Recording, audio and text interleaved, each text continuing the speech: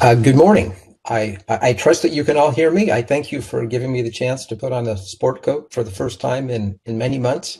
This year, like last year, we're doing a series of webinars, and this is the second in our series, and they are every Tuesday morning in March at 8:30 Central.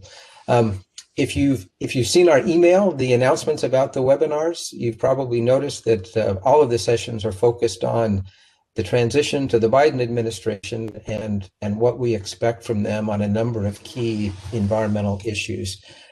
Today, we'll be giving an overview of how the Biden administration's focus on climate change is likely to influence decision making in a few key areas. We obviously won't cover the waterfront, but we want to address the areas that I think will be of greatest interest to the folks joining us this morning.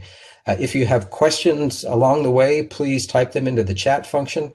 If we don't get a chance to respond to them during the webinar, we'll plan to send you an email response in the next few days. Even before he took office, President Biden announced that his administration would be focused on four main things, and one of them was climate change. He and his team have already taken a number of concrete steps to make it clear that they really are focused on climate change. And importantly, they've said they support congressional action on climate change, but they've also been very clear that they are not planning to wait for Congress to act, and that they are committed to doing everything they can do under current law to reduce GHG emissions, in particular CO2 emissions, and to ensure that states and cities and businesses are planning to deal with the effects of climate change. But before we talk about specific issues, I wanted to start by saying just a few words about how the Biden administration has approached the question of appointments and staffing. If you've been in DC, you've heard the saying that personnel is policy. And I think that's especially true when it comes to climate change. And again, these are things that you may not think about quite the same way we do in DC, but it's really enormously important. The first point I would like to make is this administration has been exceptionally efficient when it comes to staffing.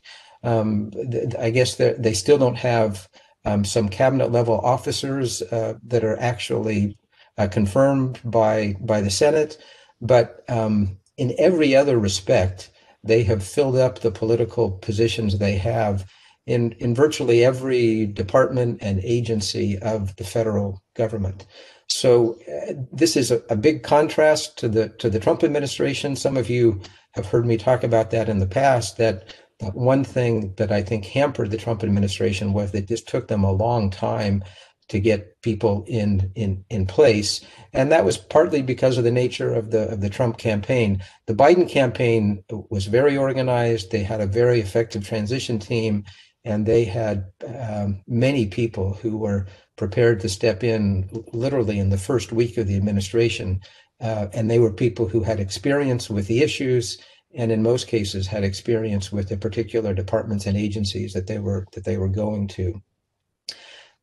Importantly, every single department and agency of any consequence has at least one senior political appointee whose sole focus, or primary focus at least, is on addressing climate change. For the most part, these are people who have spent their professional careers working on climate change. They come out of academia, they come out of the environmental community, they come out of law firms, but these are people who not only care about climate change, but who have spent a lot of time thinking about and analyzing what their particular agencies can do to address the issues related to climate change. I'm sure you're aware, to great fanfare, the president announced that John Kerry would be his international czar, his when it comes to climate change issues. And Mr. Kerry is obviously very high profile and very active on these issues. He has been for a long time. But shortly thereafter, he also announced that former EPA Administrator Gina McCarthy would be the domestic policy czar, the domestic climate change czar. She convened the first official meeting of the National Climate Task Force back not quite a month ago. I think it was February 11th. And at that meeting, there were cabinet level officials from 23 different departments and agencies. I promise that I'm not going to go through all of them, but including a number of agencies that you wouldn't normally think about. But that's 23 different offices and agencies and departments where the cabinet level official or the head of the agency has been told that one of their primary focuses needs to be on climate change. And in addition to the cabinet level official, there is at least one other senior person. And this doesn't include the so-called independent agencies and departments like FERC and the SEC and the CFTC that are now chaired by Biden appointees or soon will be. I raise this because I think it's important for all of us to understand that in any of our dealings with any part of the federal government, not just the agencies and departments we normally think about, not just the Department of Interior and EPA and DOE, but really in all of your dealings with the federal government, the issue of climate change is likely to be on the table. Whether you're talking, at the SEC that we've already talked about, FERC, but also the Department of Agriculture, the Department of Education is developing a curriculum to deal with climate change. The Department of Defense has two senior advisors already, one focused on making the case that climate change is a national security issue, and the other focused on actions that the Department of Defense can take to reduce GHG emissions and also to make bases more resilient. So personnel really is policy, and I think you will see not only at EPA and DOE and the Department of Interior, which we're mostly talking about today, but really in virtually any part of the federal government, that's what you'll be seeing. So with this by way of introduction, I wanted to pass the baton to my partner, Ann Navaro, who many of you know, and have her talk at least a bit about what climate change means in the context of NEPA and NEPA reviews. Great, thanks so much, Jeff, and good morning, everybody. So as I'm sure everybody on the call is aware, the National Environmental Policy Act, or NEPA, is an overarching environmental law that applies to most federal decisions and actions. It requires a fairly broad environmental review, but critically, to kind of the comments I'm going to make, it doesn't change an agency's underlying statutory authority. And I think that's very important to keep in mind. So NEPA analysis has included consideration of greenhouse gas emissions and climate change really for about 2 decades. I maybe would even go back a little before 2 decades. And the analysis, has been, of course, growing more comprehensive and sophisticated with respect to some agencies, even under the Trump administration in the course of that time. So the question is, how is the Biden administration's emphasis on climate really going to change NEPA? But to me, the more kind of critical question maybe is that analysis then going to drive decision making in a way that maybe we haven't seen before?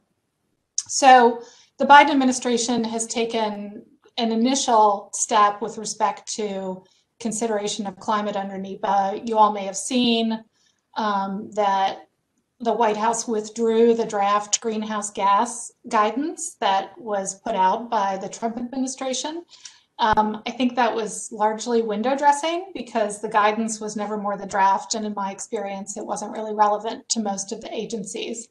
I expect that the Biden administration will, as a next step, consider new guidance and also consider revisiting the regulations implementing NEPA, which were dramatically changed by the Trump administration.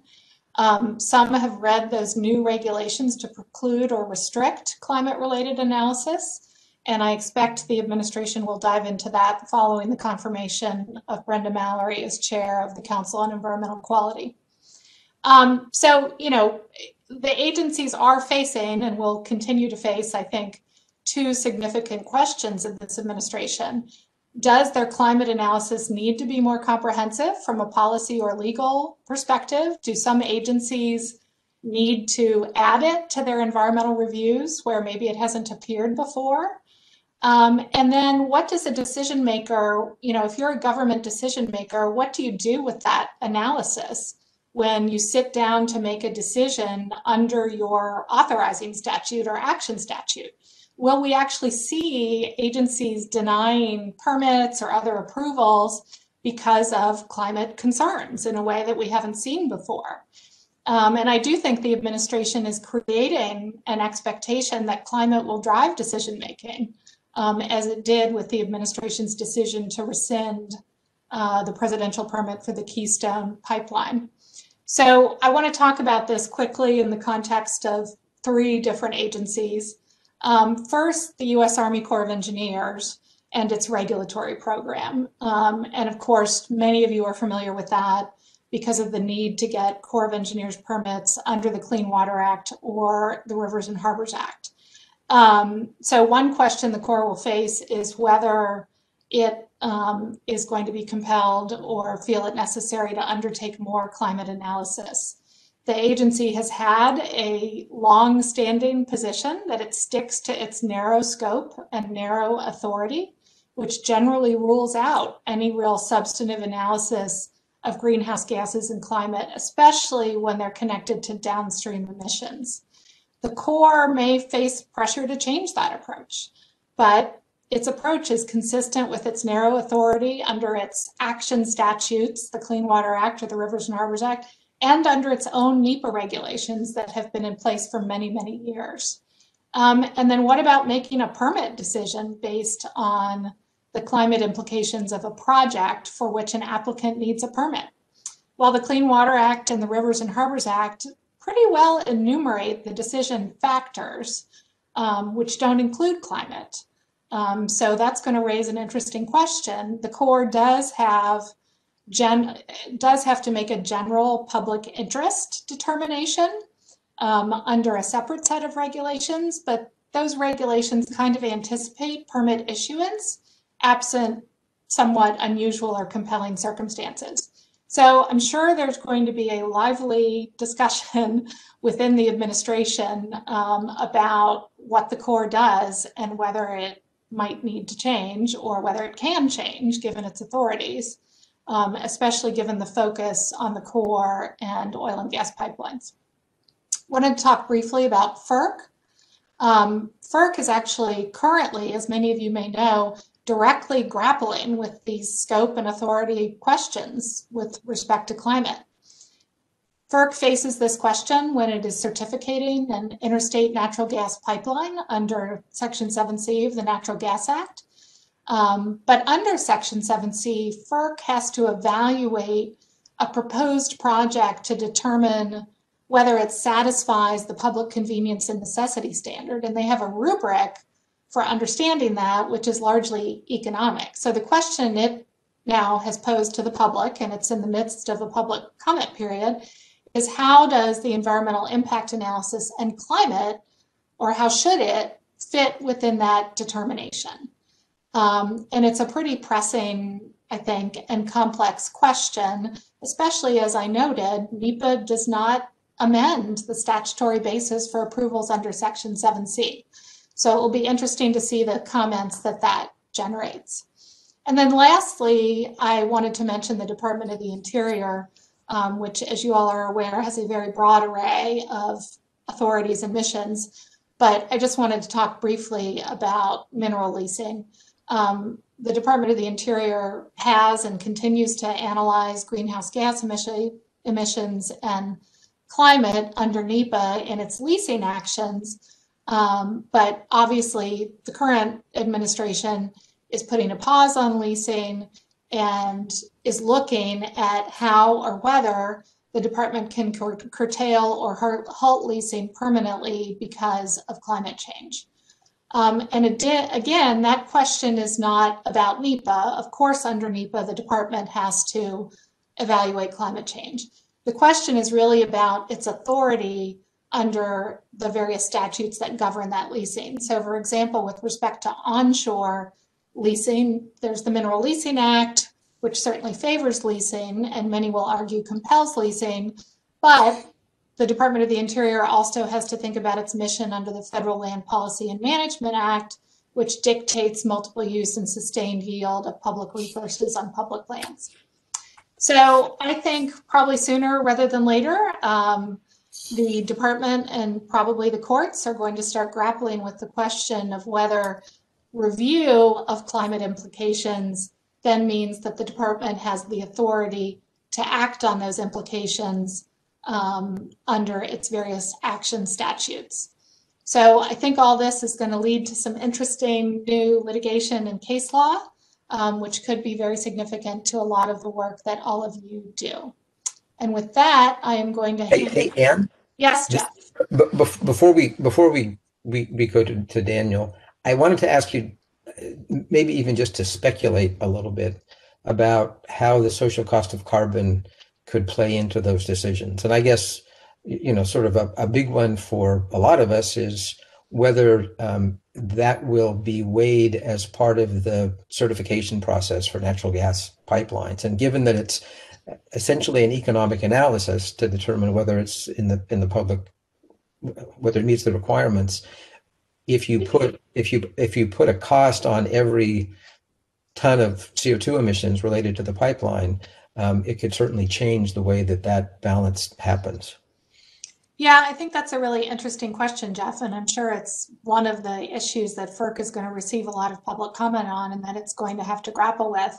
I think what we basically saw in the Obama administration was that the social cost of carbon, wasn't really used as a decision driver when it came to individual project decisions because of some of the kind of weaknesses and complexities inherent in the calculation, and courts haven't really required that it be used from a NEPA perspective. But I do think in this administration, it's certainly going to be one of the tools, perhaps as amended, as they work on it further, that the administration is going to use more vigorously. So with that, I will hand it off to Daniel Pope from our Austin office. Daniel? Thanks, Anne. And I'm going to be talking about the Endangered Species Act and the Biden administration's response to climate change and how it's going to shape important decisions under the ESA. The most immediate steps for the administration under the ESA will probably be to consider climate change threats in their listing decisions under Section 4 of the Endangered Species Act. So given our time, I'm just going to talk about that primarily. Those listing decisions can in turn affect projects by classifying a species in the vicinity of a project as threatened or endangered. So it's something that we'll want to be paying attention to. But I also think that the administration is going to run into a couple of problems for its climate-related goals under the ESA. So for our short time today, I'm just going to talk about those as the science problem and the resource problem. So first, the Biden administration is going to be more likely to include climate change threats in its Section 4 listing decisions than the previous administration. The Fish and Wildlife Service and the National Marine Fisheries Service examine whether a species is endangered or threatened throughout or in part of its range, and it also declares critical habitat that's essential to conservation of listed species. And when they make these decisions and make these determinations, the services are supposed to look only at the best available scientific and commercial data. So we anticipate that the services under this administration are going to be more willing to look at climate change science, and that includes studies about how climate change might be affecting a particular species directly or a species ecosystems. They may be looking at studies related to climate impacts on biodiversity and so forth. So we are expecting to see a shift in that area. But already we run into what I think is our first science problem for the incoming administration. the previous administration successfully revised a number of regulations under the ESA, including how a species is classified as threatened. And that's where the ESA's first round of limitations start to kick in. A species may be listed as threatened when the service believes that it is likely to become an endangered species in the foreseeable future. Formerly, foreseeable future was a vague term capable of interpretation, but the Trump administration defined that term to extend only so far as the services can reasonably determine that both the future threats and the species responses to those threats are likely. In other words, we need to show, for the purposes of listing a species as threatened, that one, there is going to be a climate-based threat to the species, and two, that the species is going to react negatively to that. So it's not just going to change its habitat and do just fine elsewhere, right? It's going to be adversely affected. And so that's the first science issue. We're going to have to show that these two prongs of the foreseeable future test are met for listing a species as threatened. And there's a second science issue as well. Because these listing determinations have to be based on the best scientific and commercial data available, they're going to be limited by what's available. And the research regarding climate science and its impact on particular species is going to be unevenly distributed across species. So, certain species like whales, polar bears, you may have heard the term charismatic megafauna, which is just a fancy term for animals that are more likely to become Disney characters at some point.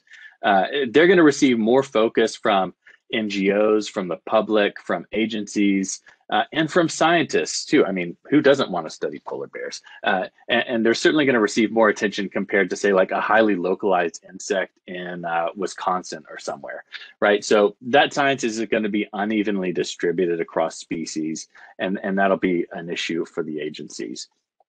On top of the science problem, we have a resource problem. And I think the service's decision regarding the monarch butterfly is actually instructive here, right?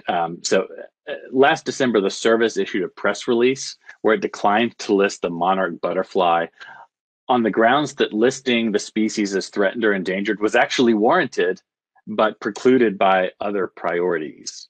So in its press release, the service even said that it had considered climate change effects on the species related to wintering sites in Mexico, breeding locations, and so forth. So climate science was actually used to support the service's determination that listing was warranted. But what happened? Because listing a species is a resource-intensive task for the agencies, they just weren't able to dedicate the resources to doing what they needed to do to fully evaluate and promulgate a listing for the species. So those kinds of resource constraints are also going to play a role in limiting what kinds of climate-based listing decisions that we see. I want to leave off there and pass it back to Jeff. So I do think we are going to see action under Section 4, and that in turn will trigger Section 7 if a species that was not listed in your project's area or along its route is now listed and protected. So you will want to pay attention to that. But Section 4 is going to be the main area. There's also a chance that Biden could throw, or the Biden administration could throw a few curveballs at us, like rewriting those regulations. But rather than engage in more speculation, I'm going to turn it back over to Jeff. All right. Well, thank you, Daniel. As you can all imagine, trying to deal with all the different ways in which climate change may affect agency decision making is a tall order, especially in a 30-minute webinar. And I just wanted to briefly mention two other things that I think are worthy of your attention. As I think you all know, the United States rejoined the Paris Climate Accord officially in the early days of the Biden administration. And also, and maybe more importantly, announced that by April 22nd, which is Earth Day, that they will be announcing a new nationally determined contribution. which is referred to as an NDC, but which is often referred to in the press as a commitment, or more accurately as a target. But you may remember that under the Obama administration, that our country's NDC was a reduction of between 26 and 28% of total greenhouse gas emissions compared to a baseline of 2005, and that was by 2025. The Biden administration has again said it would announce what the new NDC will be by on or before April 22nd.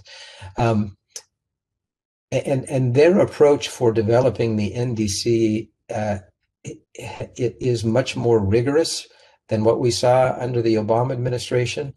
Without going through that whole history, under the Obama administration, it was almost simply a stretch goal that they thought would show the international community that they were serious, but there wasn't really any underlying analysis showing how we would achieve that goal. Under this administration, there are detailed efforts going on in many departments and agencies, focused, not surprisingly, at EPA and the Department of Energy, but also USDA, looking at what they believe can be accomplished under different sectors of the economy by 2030.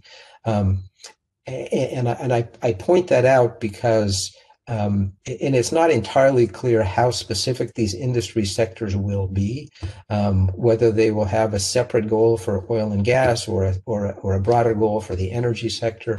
But I think you should keep that in mind, because once that NDC is announced, it will be a driver for policy, and it may determine just how aggressive regulators are in pursuing regulatory approaches and non-regulatory approaches.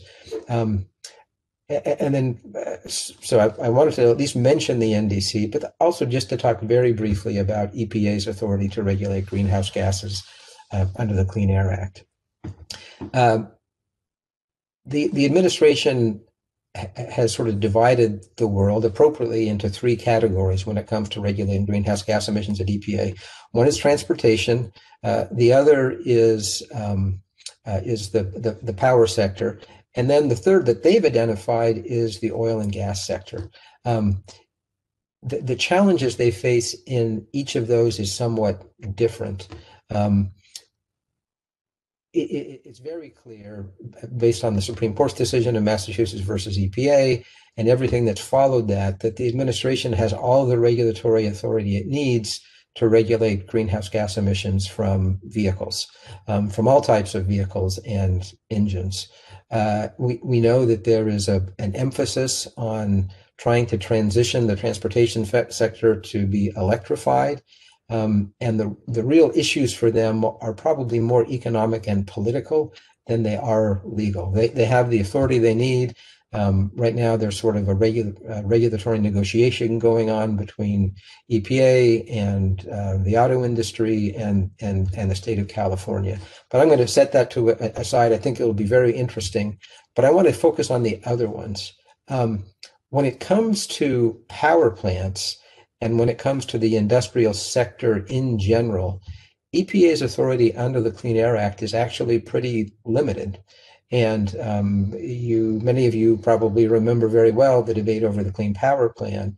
And the DC Circuit, in a decision on a Trump rule, basically endorsed the approach that EPA had used when it did the Clean Power Plan. But that was the opinion of two judges on the DC Circuit. And that whole question of whether that approach is legal will almost certainly go to the Supreme Court. And the Biden folks are sophisticated enough to realize it. And it's not clear that they are going to try to do a new version of the Clean Power Plan, knowing that it would almost certainly go to the Supreme Court and that it would very likely be struck down. So there is still internal discussions and debates about what to do with power plants, and that translates to the industrial sector, industrial facilities in general. Their ability to regulate CO2 emissions directly is limited, and we expect that one avenue they'll pursue is regulation of other conventional pollutants, both air pollutants and water effluent and other things, as a way in particular to make it more costly to operate coal-fired power plants. When it comes to the oil and gas sector and the question of regulating methane emissions, it is like the transportation sector in that the EPA has clear regulatory authority. There's no real issue about whether they can regulate, and the only question is how they will regulate. I know that some of you are involved in those discussions with EPA already, but it is absolutely clear that this is a higher priority issue for the agency than trying to deal with power plants. In fact, I was talking fairly recently with an EPA staffer who said, he'd been in the Air Office for 30 years, and this is the first time a new administration had come in, and their major priority was not the power sector, and they're much more focused, part of the Air Office on the transportation sector, but very much on methane emissions from oil and gas operations, and for now, but also looking at regulating methane emissions from other source categories as well. I see we've come to the end of our 30 minutes. I hope you think this has been time well spent. We obviously have a lot of details that we haven't been able to cover. As I mentioned before, and I see a few people have questions, if you do have questions, please put them in the chat function, and we will try to respond. And with that, I will thank you very much for joining us this morning. I hope you will be able to join us for our 3 remaining March webinars. Next Tuesday morning at 8:30 Central, you'll have the chance to hear from Tim Wilkins in our Austin office and Jason Hutt and Kevin Wilkel in our DC office, and they will be talking about the Biden administration's approach to environmental enforcement and things to think about in terms of preparing for a much more aggressive effort from EPA and other agencies. So with that, I thank you and look forward to seeing you in person, hopefully before too long. Thanks, everybody.